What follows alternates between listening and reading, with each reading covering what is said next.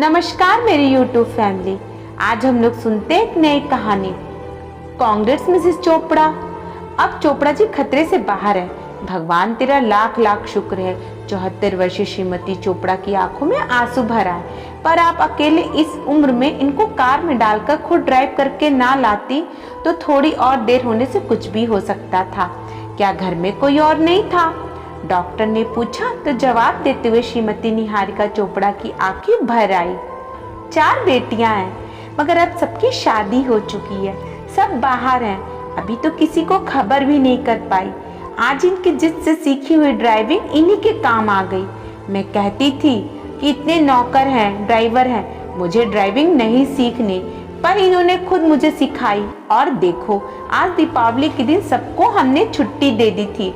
जब इन्हें दौरा पड़ा तो घर में कोई नहीं था। मैं ही जानती हूँ कि अकेले कैसे लाई इन्हें। इसी बीच चोपड़ा जी को ओटी से आईसीयू में ले आया गया। जूनियर डॉक्टर आभास ने समझाया, देखिए ये होश में तो आ जाएंगे, मगर ब्रेन स्ट्रोक के कारण लकवे के प्रभाव में है। आपकी बात सुन पाएंगे पर बोल नहीं पाएंगे। चिंता मत करिए डॉक्टर, 50 सालों से बिना बोले इनकी दिल की बात समझती हूँ। अब भी समझूंगी। वृद्धा पता नहीं अपने को दिलासा दे रही थी या डॉक्टर को। उसी आईसीयू में सिर्फ 3 बेड दूर पर मैं भी पड़ा था, शायद एकमात्र मरीज जो होश में है। अपने दर्द में रो, चिल्लाऊं या फिर संयम रखते हुए दूसरों को भी दिलासा दूं, यह शायद मुझे भी उस वृद्धा से सीखना होगा। पेन किलर जो ड्रिप के सहारे मेरी नसों में उतर रही थी, अब धीरे धीरे असर करने लगी। सोचते सोचते नींद आ ही गई। किसी तरह सुबह नाश्ते के समय सिस्टर रोमा ने बताया कि यह कोई मामूली हस्ती नहीं है। चोपड़ा ज्वेलर्स के मालिक अनिल चोपड़ा हैं। हॉस्पिटल के एमडी भी जानते हैं जिन्हें। देखो तो अब पता चला तो कितने स्टाफ आ गए इनके। बच्चे भी कल तक आ जाएंगे। और बारी बारी से 4 बेटियां आ पहुंची, एक लंदन से, 2 कनाडा से और एक काठमांडू से। उनके पति, उनके बच्चे बारी बारी से आईसीयू में आते जाते और रहने को उन्होंने 20,000 रुपए रोज वाला डिलक्स रूम ले लिया, जिसका बिल आईसीयू बेड के बिल के साथ जुड़कर आना था। माँ ने जब कहा कि हॉस्पिटल के साथ ओयो ले लो तो लड़कियां विफर गईं।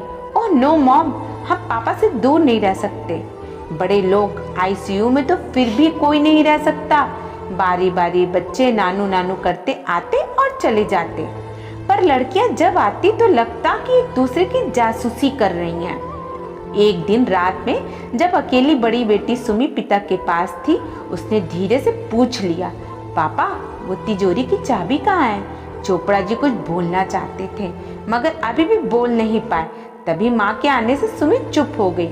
माँ को तो नहीं पता चला, पर एक स्वीपर के द्वारा दूसरी बेटी प्रिया को खबर हो गई। वह तुरंत हॉस्पिटल के ग्राउंड फ्लोर पर कैफे कॉफी डे में चाय पी रही थी। बहन के पास पहुंची, दीदी तुमने पापा से तिजोरी की चाबी मांगी? हाँ मांगी। देख पापा को तो बचना है नहीं, हम चारों इतने दूर से आए हैं किस लिए? घर की तिजोरी खुल जाए तो सारे माल को बांट लो, दुकान के कॉन्ट्रैक्ट पर दे देंगे। मम्मा क्या करेगी इतने पैसे का? अरे उनका इंतजाम कर देंगे। बस गड़बड़ बस यही हो गई कि ना तो किसी स्टाफ को चाबी का पता है ना मम्मा को। एक काम करते हैं, घर चलकर खोजते हैं, माँ से घर की चाबी लेती हूँ किसी बहाने।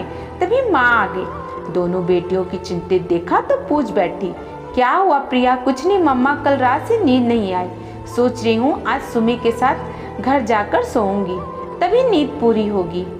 माँ को उल्लू बनाकर दोनों बहनें घर आईं और रात भर पूरे घर का पोस्टमार्टम कर डाला, पर चाबी ना मिली तो ना मिली।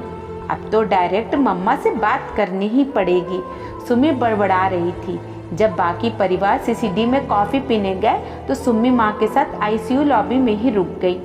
माँ एक बात कहना चाहती थी, सोचती हूँ कहूँ या नहीं कहूँ। बोलो ना बेटा। माँ प्रिया बंटवारे की बात कर रही थी। पहले तो मुझे गुस्सा आया, फिर लगा कि ठीक ही है, मुझे अपने बहनों का हिस्सा तो नहीं मारना है। अभी सभी आई हैं, दे दो सबको। तिजोरी की चाबी मुझे दे दो, मैं सबके 4 हिस्से बना लूँगी। प्रॉपर्टी और शॉप की डॉक्यूमेंट भी उसी में होगी। उनके सेल के लिए किसी ब्रोकर से बात कर लेते हैं। और तुम बिल्कुल भी चिंता मत करना, तुम्हारा खर्च एक छोटा फ्लैट और 2 नौकर का हम इंतज़ाम कर देंगे। अभी एक आध दिन तो पापा ऊपर नहीं जा रहे फिलहाल, अंगूठा वगैरह लगवाना हुआ तो लगवा लेंगे। अपनी धुन में सुमी बोली जा रही थी। दुकान का माल तो मार्केट के दूसरे ज्वेलर्स मार्केट रेट पे ले लेंगे। सुमी सुनो तो, निहारिका जी ने कई बार बोलने की कोशिश की, आखिर में मौका मिल ही गया। बेटा, मैंने और तुम्हारे पिताजी ने कुछ और ही सोचा था। भगवान की दया से तुम चारों बेटियों को तो कोई कमी है ही नहीं।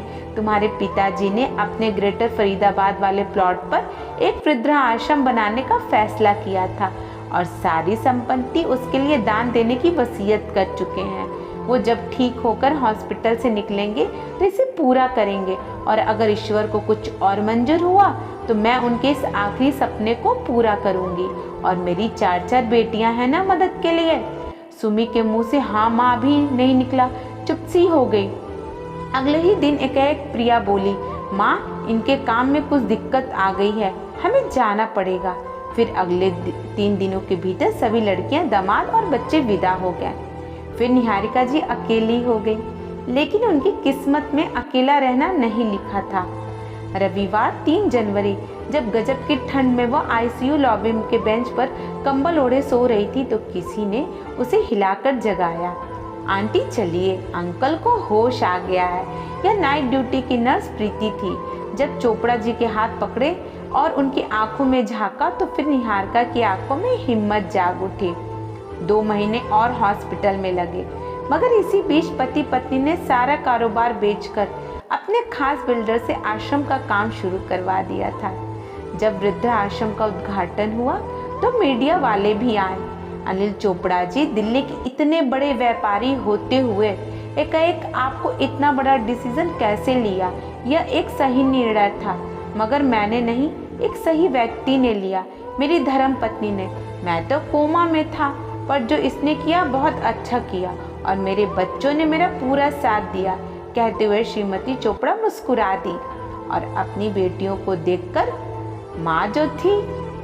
आपको मेरी कहानी कैसी लगी जरूर बताइएगा, और पसंद आए तो लाइक, कमेंट और शेयर करिएगा। आप मुझे फॉलो भी कर सकते हैं। आपके कमेंट, आपके सुझाव मेरे लिए बहुत मायने रखते हैं, इसलिए दिल खोल कर सुझाव दें। धन्यवाद।